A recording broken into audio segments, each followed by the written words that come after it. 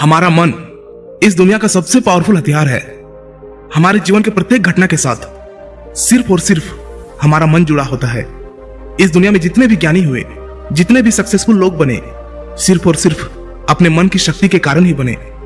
लेकिन हम में से बहुत से लोग क्यों इन शक्तियों को समझ नहीं पाते हैं? बुद्ध कहते हैं हम भी इंसान हैं, आप भी इंसान हैं। हमारे अंदर, आपके अंदर, सबके अंदर समान शक्ति है। लेकिन क्यों हम उसे समझ नहीं पाते हैं? जो इन शक्तियों को समझ गया वह ज्ञानी बन गया। जो अपने मन की शक्तियों को संग्रह करना सीख लिया, उसके लिए उसका जीवन आसान हो जाता है। वह अपने जीवन में जो कुछ भी चाहता है उसे वह पा लेता है। गौतम बुद्ध कहते हैं कि सभी में बुद्ध बनने की योग्यता है, क्योंकि वह जानते हैं कि शक्ति वो हर इंसान में मौजूद है। लेकिन उस शक्ति का सही उपयोग हम नहीं कर पाते हैं। कुछ शक्तियों का उपयोग हम कर लेते हैं और कुछ शक्तियों को हम व्यर्थ में ही छोड़ देते हैं। आइए इसे एक छोटी सी कहानी से समझते हैं। इस कहानी को अंत तक जरूर समझना। अगर आपने इसे समझ लिया तो आप अपने जीवन में अपने मन के द्वारा, अपने मन की शक्तियों के द्वारा बहुत कुछ कर सकते हैं, बहुत कुछ पा सकते हैं। एक गुरु का शिष्य अपने गुरु की तरह बनना चाहता था। गुरु भी अपने उस शिष्य को अपने से महान बनना देखना चाहते थे, इसलिए उन्होंने हर तरह की शिक्षा उसे दी। लेकिन शिष्य को बहुत ही जल्द बहुत कुछ बनना था। शिष्य को हमेशा लगता था कि गुरु उसे सब कुछ नहीं बता रहे हैं, जिस कारण वो सफल नहीं हो पा रहा है। तब उसने सोचा क्यों ना मैं गुरु का पीछा करूं, वो दिन भर क्या क्या करते हैं, क्यों ना मैं उन्हें देखूं। तब से वे छुप छुप कर गुरुदेव को देखने लगे। सुबह उठने से लेकर शाम तक गुरु क्या क्या करते थे, कहां जाते थे, कैसे ध्यान करते थे, कैसे भोजन करते थे, क्या बोलते थे, किस तरह चलते थे, ये सभी चीजें उनका शिष्य उसे छुप छुप कर देखने लगा। और वह भी वही सब कुछ करने लगा जो उसके गुरु दिनचर्या में करते थे। एक दिन गुरु ने सुबह देखा कि उनका शिष्य उनके साथ साथ चल रहा है। वह भी उस नदी में नहाया जहां पर गुरुदेव नहा रहे थे। वह भी उस चट्टान पर पहुंचा जहां पर बैठकर गुरुदेव ध्यान करते थे। और गुरु के चट्टान पर बैठने से पहले ही वह उस चट्टान पर बैठ गया और ध्यान करने लगा। यह देखकर गुरुदेव मुस्कुराए और वहीं पास के ही दूसरे चट्टान में जाकर बैठ गए और ध्यान करने लगे। शिष्य ने सोचा कि गुरुदेव कुछ कहेंगे, लेकिन किसी की आवाज ना आते देख उसने अपनी आंखें खोलकर देखा। फिर उसने सोचा कि शायद गुरुदेव महीने में किसी एक दिन उस दूसरे चट्टान पर बैठकर ध्यान करते हैं। शिष्य की यह हरकतों को देखकर गुरु को पता चल गया था कि उनका शिष्य उनके तरह बनने के लिए उनका नकल कर रहा है।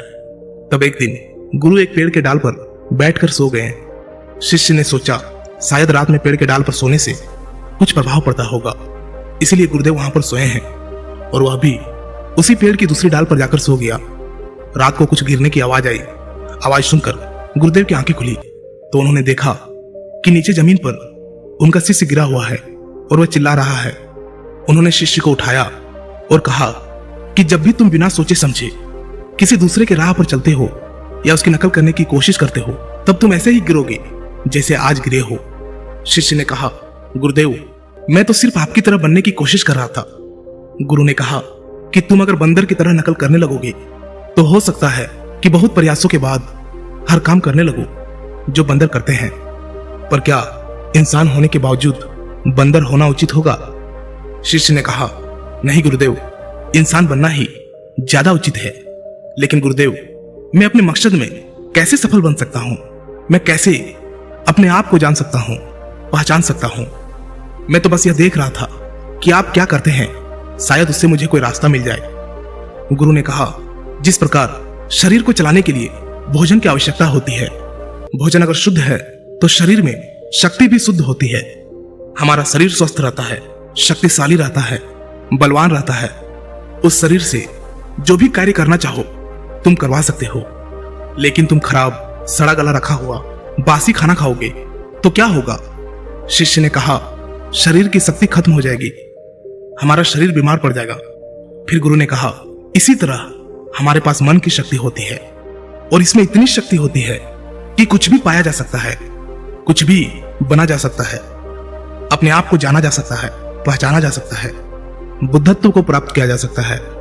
लेकिन मन की शक्तियों को नापा या तोला नहीं जा सकता है। शिष्य ने कहा आप तो ज्ञानी हैं, ध्यानी हैं, इसलिए आपके पास मन की शक्तियां हैं जिनका उपयोग आप कर सकते हैं। लेकिन हम उपयोग करते हैं तो कुछ भी नहीं होता। गुरु ने कहा शक्ति तो तुम्हारे पास भी है और उतनी ही है, जितनी मेरे पास है या किसी और के पास है। तो गुरुदेव, फिर हम सभी लोग कामयाब क्यों नहीं होते? हमारे जैसे बहुत से लोग हमेशा असफल होते रहते हैं, ऐसा क्यों? गुरु ने कहा, क्योंकि मन की शक्तियों का हम सही तरीके से उपयोग नहीं कर पाते हैं, बल्कि मन की शक्तियां हमारा उपयोग कर लेती है। शिष्य ने कहा, क्या आप मेरे मन की शक्तियां दिखा सकते हैं? क्योंकि मैं इसे समझ नहीं पा रहा हूं। गुरुदेव बोले, हाँ बिल्कुल, मैं बिल्कुल दिखा सकता हूं, पर इसके लिए तुम्हें मेरा एक काम करना होगा। क्या तुम कर सकोगे? शिष्य ने कहा, हाँ अवश्य करूंगा। मुझे क्या करना है? गुरु ने कहा, ज्यादा कुछ नहीं करना है, बस इतना ही करना है कि जितने भी विचार तुम्हारे मन में आए, उन विचारों को एक एक लकड़ी के समान समझना है और उन लकड़ियों को उठाकर उस झोपड़ी पर रखते जाना है। और यह तुम्हें पूरे 1 महीने के लिए करना होगा। ध्यान रहे, एक विचार के लिए एक लकड़ी का होना आवश्यक है। जैसे कोई भी विचार से कोई लकड़ी छूट ना जाए। एक काम और करना, अपने उस विचारों को जो तुम्हें ज्ञान और ध्यान प्राप्त करने के लिए आए, उन विचारों की लकड़ियों को तुम्हें उन झोपड़ियों के बाहर रखना होगा। शिष्य ने कहा, जो आज्ञा गुरुदेव, आप जैसे कह रहे हैं मैं वैसा ही करूंगा। और शिष्य ने विचारों को देखना और उन विचारों से लकड़ियों को उठाकर झोपड़ी में रखना शुरू कर दिया। धीरे धीरे 1 महीना बीत गया और शिष्य पूरा 1 महीना बीतने के बाद शिष्य गुरु के पास गया और बोला, गुरुदेव, 1 महीना हो चुका है, जैसा आपने कहा था मैंने बिल्कुल वैसा ही किया है। अब आप मुझे मेरे मन की शक्तियों को दिखाएं। गुरु शिष्य के साथ उस झोपड़ी पर पहुंचे।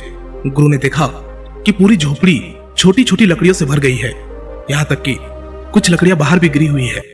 गुरु ने कहा, वह लकड़ियां कहाँ हैं जो तुम्हारे ज्ञान और ध्यान के विचारों की है? शिष्य ने बाहर पड़ी कुछ लकड़ियों को लाकर गुरुदेव को दिया और बोला, यह वही लकड़ियां है। गुरु ने उस लकड़ियों को गिनने के लिए कहा।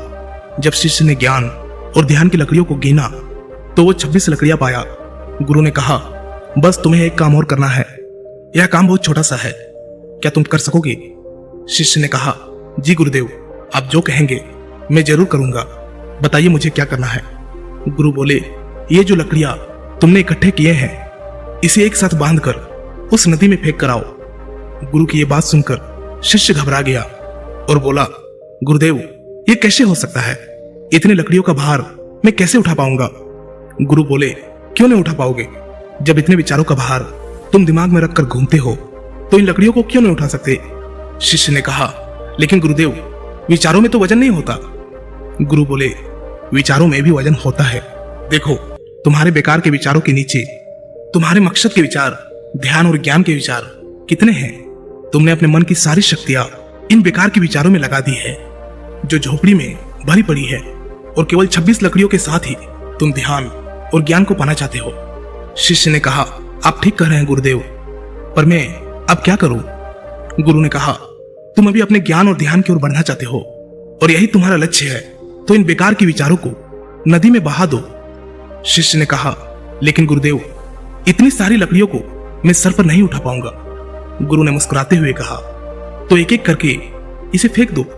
1 महीने में, 2 महीने में, जितना भी समय लगे लगाओ, लेकिन अपने सर से, अपने मन से इन बेकार के विचारों को फेंक डालो। याद रहे, एक विचार छूटने पर नदी में सिर्फ एक ही लकड़ी फेंकना है। शिष्य ने जिन लकड़ियों को 1 महीना में इकट्ठा कर लिया था, उसे फेंकने में 3 साल लग गए। एक विचार छोड़ने पर वह एक लकड़ी नदी में फेंक देता। अब उसके पास केवल 26 लकड़ियां ही बची थी जो उसके ध्यान और ज्ञान की थी।